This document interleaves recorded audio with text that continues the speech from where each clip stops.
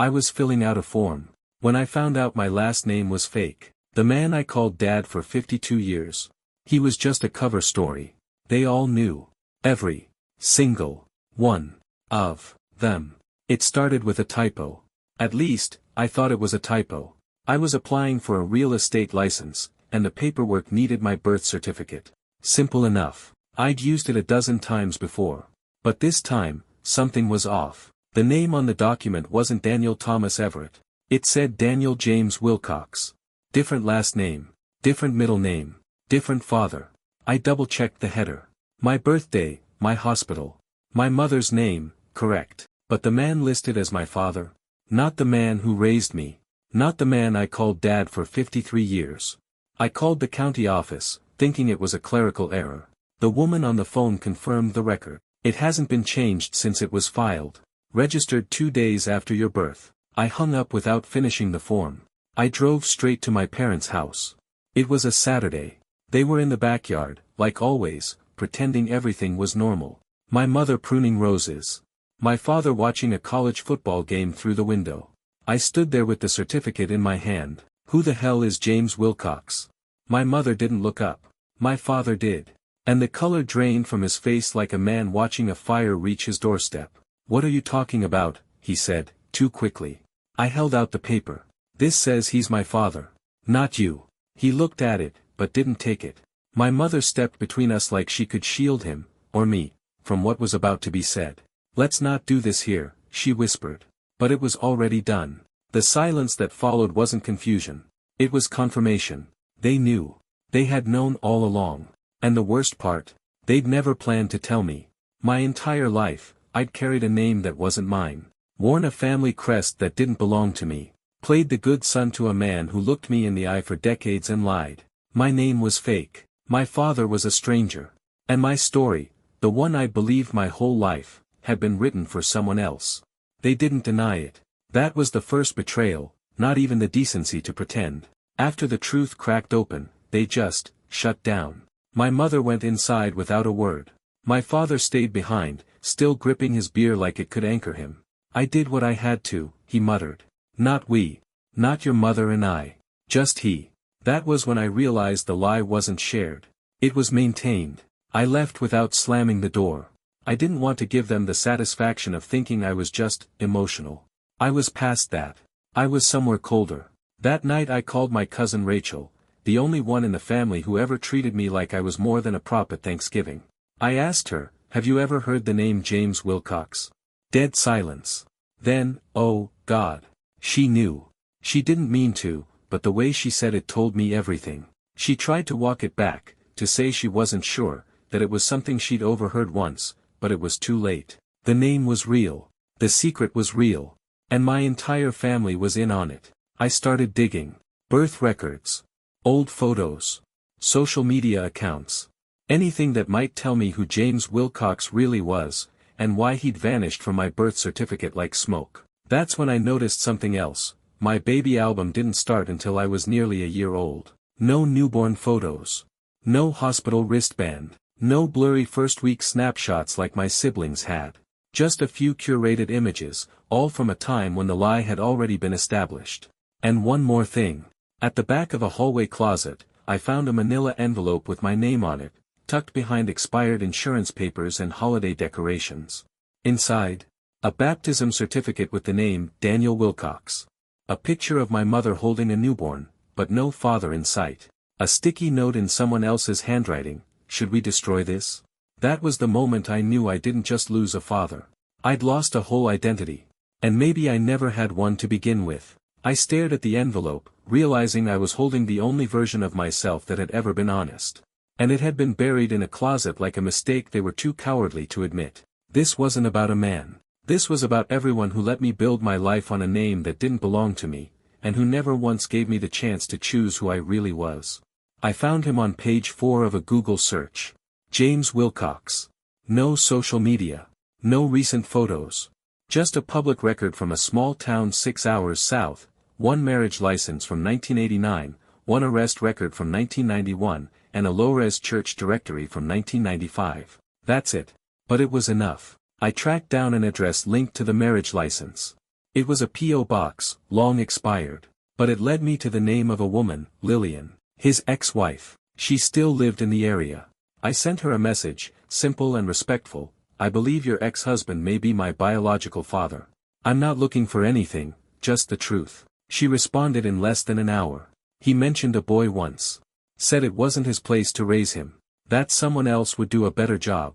I sat there staring at the words. Not his place. Someone else.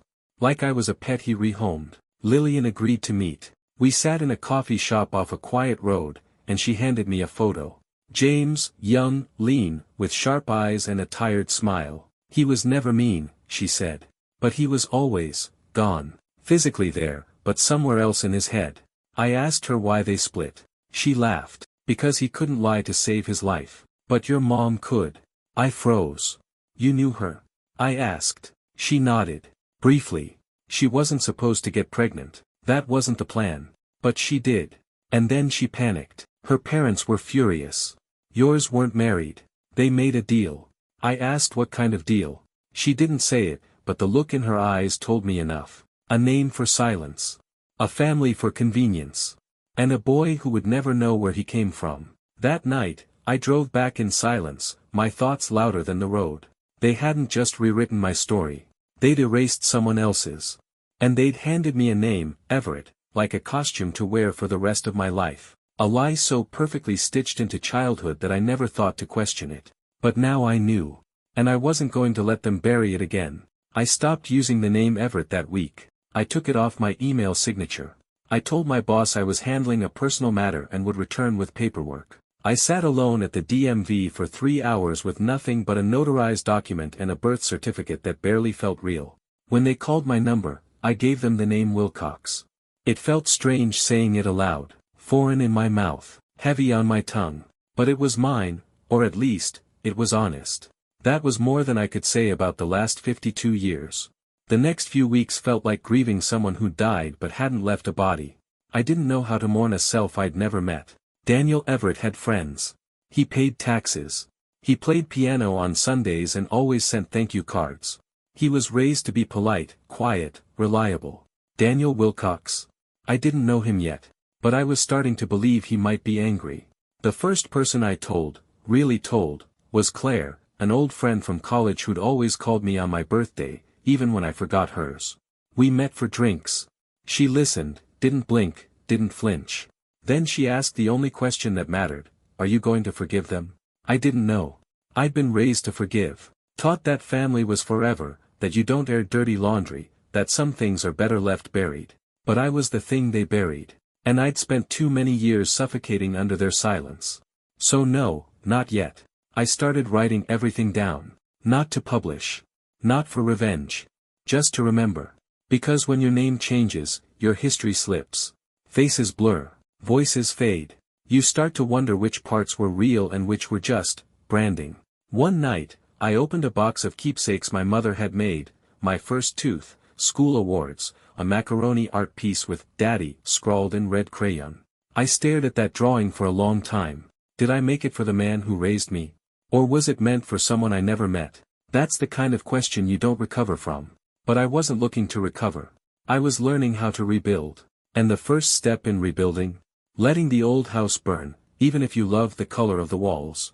I didn't confront them right away. I waited. I wanted them to feel what I'd felt, the slow, crawling certainty that something is broken, and nobody's coming to fix it. But it wasn't revenge. Not yet. It was research. I pulled school records. Medical files. Insurance paperwork. I requested old tax returns from the IRS, knowing my parents had claimed me as a dependent through college. On paper, I was Daniel Everett, son of Charles and Nancy. But the signatures on those forms? Most were forged. Not legally, just emotionally. I confronted my mother first. Quietly. At her house, just us, no shouting. I know about James Wilcox, I said. She didn't blink. Didn't gasp. She just sat down like her legs had been waiting for that moment to give out. She told me the story like a recipe she'd been forced to memorize. She was 19. James was 21. They weren't a couple, they were a mistake that lasted too long. She got pregnant. He disappeared. Her parents, devout and proud, were horrified. a single mother.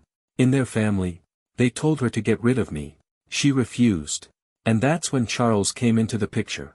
He'd been seeing her older sister, yes, really, but when he heard about her pregnancy, he offered something noble. He'd marry her. Give me a name. Give her stability. But there was a price. The past had to disappear.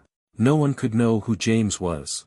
The baby, me, would be Everett from day one. She paused, then added the part that cracked something in me.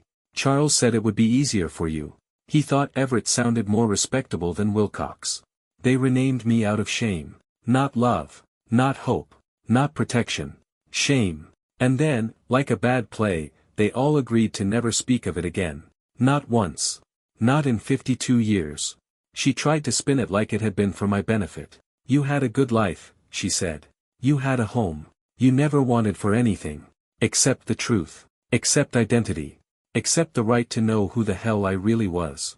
I asked her one last question. If I hadn't found that birth certificate, were you ever going to tell me? She looked me dead in the eye. No, she said. Because it would have ruined everything. Everything for them. Not for me. That was the moment I knew. I wasn't part of a family. I was part of a cover-up. And the worst part? I'd thanked them for it most of my life. I didn't want an apology. I wanted exposure.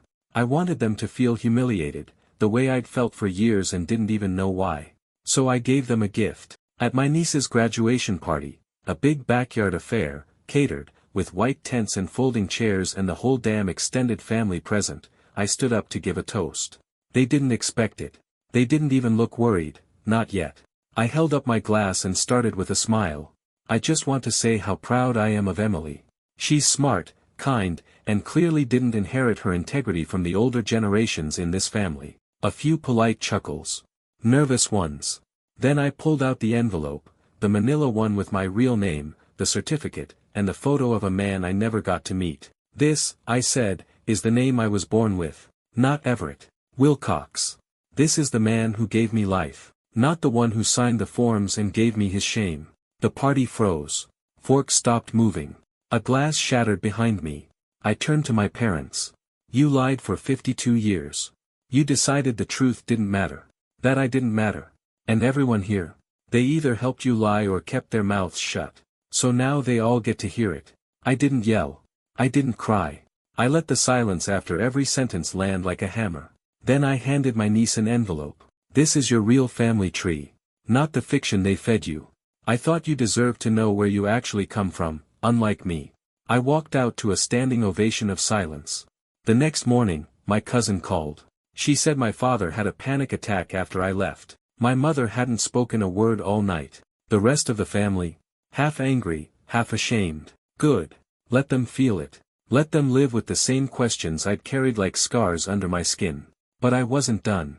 I sent a notarized name change to every family member with a letter attached. You don't have to remember who I am anymore. Because I'm not part of your lie. I'm not your shame. And I'm not your secret. My name is Daniel Wilcox, and I'm done pretending otherwise. I didn't do it quietly. I did it loud. Loud enough to burn their comfort to the ground. And when they came knocking months later, suddenly ready to talk, to explain, to heal, I didn't answer. Because if there's one thing I've learned, it's this. When someone tells you who you are, and they're wrong, you don't beg them to see you. You leave. And then you make damn sure they remember what they lost.